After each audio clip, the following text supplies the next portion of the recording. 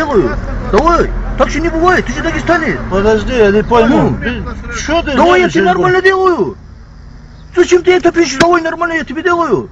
Так говори, что ли? Ты... Тут... это ты не пиши. Эй, братан, это не надо писать. Ты угрожаешь.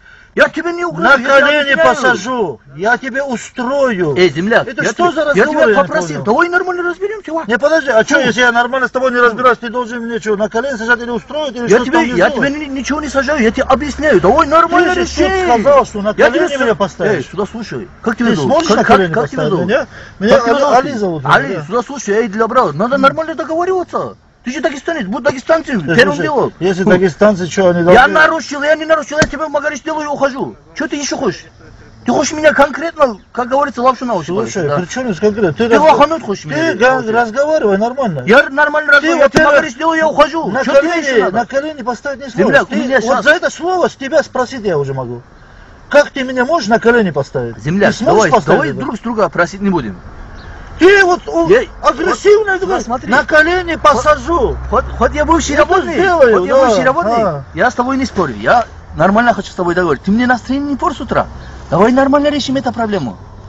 Пока проблем нету никаких, давай нормально решим. Зачем ты друг другу, блядь, как говорится, блядь, лишние проблемы на ровном месте делаешь? То, что ты пишешь, братан, это ерунда ты пишешь. Это ерунду ты пишешь там. Да, чуть-чуть отдохни. Отдышись, потом поговорим, успокойся. Успокойся.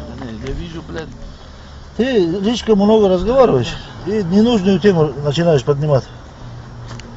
А Джихет, отчество как было у тебя? А? Отчество как было? Вот за это и убивают, блядь. За такие вещи убивают.